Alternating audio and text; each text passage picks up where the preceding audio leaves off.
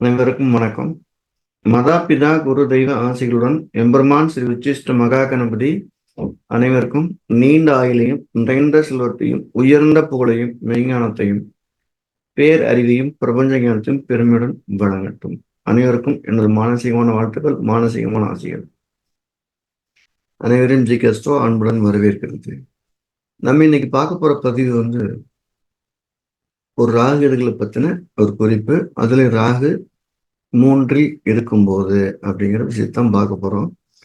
ஒரு ராக பத்தின 2 முக்கியமான குறிப்பை ஞாபகம் வச்சுக்கிறோம். முதல் குறிப்பு, ராகு உபஜய ஸ்தானங்களான 3, 6, 10, 11 அதிக தீமைகளை செய்யாது. இது ஒரு கோல்டன் ரூல். 2வது கோல்டன் ரூல் பார்த்தீங்கன்னா, பிறந்த காலத்தில் இருக்கக்கூடிய ஜாதக ரீதியாக ராகு தசா உத்தி வரும்போது கண்டிப்பாக அது நன்மை செய்யும்னு எதிர்பார்க்க முடியாது. 90% பேத்துக்கு தீமையும், ஒரு 10% ஆதி அற்புதமான நன்மையும் செஞ்சுட்டு போயிடும். இது கண்கூடா தெரியும். கோச்சாரத்தில் வரக்கூடிய ராகு 98% பேத்துக்கு தீமையும், 2% பேத்துக்கு தீமையா நன்மையான்னு தெரியாத தன்மையை கொடுத்துட்டு போயிடும். ஆனா நல்லது செய்கிறது அதிகம் இல்லைங்கிறத மட்டும் ஞாபகம் வச்சுக்கணும். அப்ப கோச்சார ராகு மருந்து கூட நன்மை செய்யாது, அதிகமா அவங்க செய்யறது தீமைங்கிறதுல ஞாபகம் வச்சுக்கிறப்போம். அந்த கோச்சாரத்துக்கு எப்ப ஒரு வலுவான தன்மை கிடைக்குது அப்படின்னா, ராகு தசை ராகு புத்தி காலத்துல அது கோச்சாரத்துல போகக்கூடிய விட அதிகமான பலம் கொடுக்குது. இதுதான் இதோட அறிமுகம். இந்த கருத்தை நல்லா உள்ள வாங்கிக்கிட்டு இப்ப பார்ப்போம். இப்ப மட்டும் இந்த முதல் ஞாபகப்படுத்துங்க. லக்கணத்திற்கு 3, 6, 10, 11ங்கிற உபஜெயஸ்தானத்துல பிறந்த கால ராகு அமையும் போது ராகு கண்டிப்பாக நன்மை செய்யும், மாற்று கருத்து கிடையாது. இப்ப ஒரு மகர லக்கணம் 3ல ராகு இருக்காரு. இப்ப அவருக்கு தசாபுத்தி வந்துருச்சு. உபஜெயஸ்தானத்துல ராகு இருக்கு சார், நன்மை பண்ணுமா அப்படின்னு கேட்கும். ஆமா நன்மை பண்ணும். கோச்சாரத்துல ராகு அங்க வருதே, இப்ப நன்மை பண்ணுமா பண்ணாரா?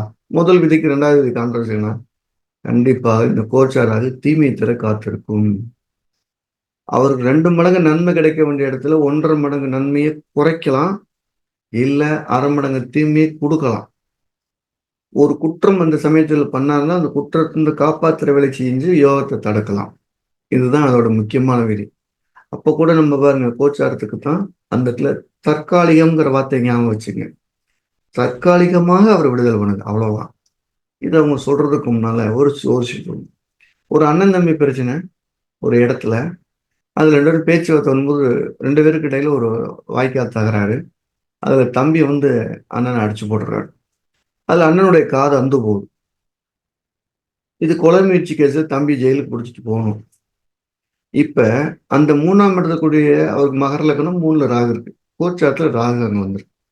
இந்த பிரச்சனை கிட்டத்தட்ட ஒரு 15 வருஷமா ஓடிட்டு இருக்கு.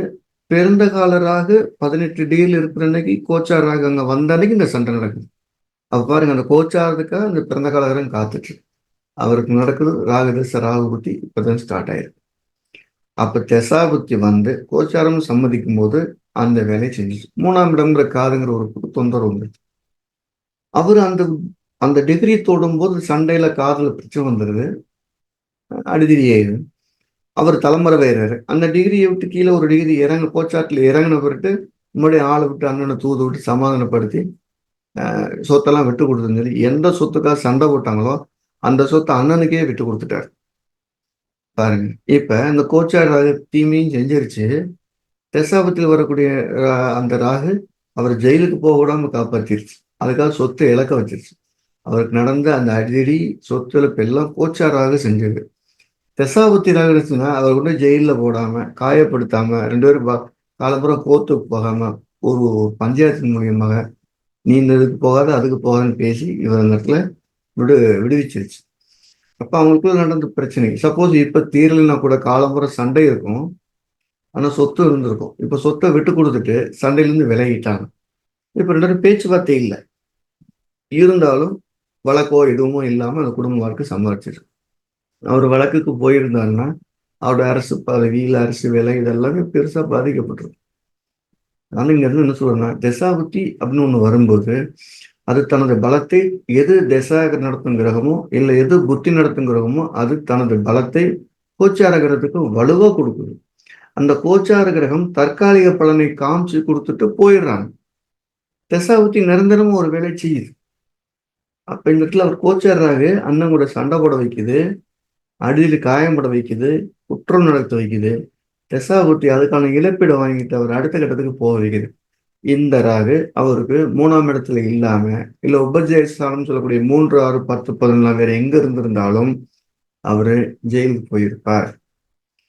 அப்ப அந்த இடத்துல அவர் அந்த ஒரு மிகப்பெரிய கண்டத்தின்னு காப்பாற்றினது உபஜயஸ்தானக்கூடிய ராகு. அப்ப அவருக்கு சொத்து கையை விட்டு போனதும் அவமானப்படுறதுக்கு காரணம், கெட்ட பேர் வரதுக்கு காரணம் என்ன? கோச்சாரம். இப்படி பிரிச்சு பார்க்கணும். ஆக ஒரு கோச்சாரத்தை பார்க்கும்போது தசாபுத்தி நடத்தக்கூடிய ராகுவா இல்லாம இருந்தா இந்த தொந்தரவு பெருசா இருந்திருக்காது அப்படின்னு ஞாபகம் வச்சுட்டு சரி. அப்போ உபஜேஸ்தானக்கூடிய ராகுகள் இருக்கும்போது அது தசாபுத்தி நடத்தும்போது திருப்பி அதே கிரகம் அங்க வந்ததுன்னா தனது யோகத்தை கொடுப்பதில் குறைத்துக் கொள்கிறது அல்லது யோகத்தை தடுக்கிறதுங்கிறத ஞாபகம் வச்சுக்கிட்டே சரி. நம்ம ஜிகே ஸ்டோர் என்ன பண்ணிட்டு இருக்கிறோம்னா, ஒரு விதியை எடுத்து இப்படிலாம் இருக்கும் அப்படின்னு அந்த விதியுடைய அனுபவங்களை இப்படி செதுக்கி சொல்லிட்டு இருக்கிறோம். ஸோ இது எல்லாத்துக்கும் போய் சேருங்கிறத இந்த விதிகளை சொல்லிட்டு வரோம். யாராவது ஜோதிடம் படிக்கணும் விருப்பம் இருக்கவங்க கீழே நம்பரை தொடர்பு கொண்டு பதிவு செய்து கொள்ளலாம். இதுல என்ன ஒரு சிறப்பு அப்படின்னா, எந்த விதமான பெரிய கணிதங்களும் இல்லாம பலன்கூடுதலை முன்னிறுத்தி எளிமைப்படுத்தி எல்லாத்துக்கும் ஜோதிடம் போய் சேரணும், பலருக்கும் பயன்படுறதுக்கு அதை பண்ணிட்டு இருக்கிறோம். படிக்க விருப்பம் இருக்கவங்க இருக்கலாம். இது மிகச்சிறந்த ஒரு வழிகாட்டி, ஒரு ஆயுதம். ஒரு ஆயுதத்தோடு நீங்க ஒரு வழியில சிறப்பான வழியில போயிட்டு இருக்கிறீங்க அப்படிங்கிறது உணர வைக்கும். ஸோ ஜோதிடம் படிக்கிறதுக்கு முன்னால் உங்களுடைய மனநிலையும், படித்ததுக்கு முன்னால் உங்களுடைய மனநிலையும் நீங்க வித்தியாசப்படுத்தி பார்க்க முடியும். ஸோ அதுக்கு இந்த ஜோதிடம் பயன்படும். யாராவது படிக்கணும் விரும்புனீங்கன்னா கீழ்கண்ட நம்பரில் தொடர்பு கொண்டு பதிவு செய்து கொள்ளலாம். தாராளமா உங்களுக்கு இந்த விஷயம் எளிதில் பிடிபடும் அப்படின்னு நான் உத்தரவாதம் சொல்றேன். ஏன்னா நம்ம ஜிகேஎஸ்ஓடைய சிலபஸ் அந்த மாதிரி இருக்கும்.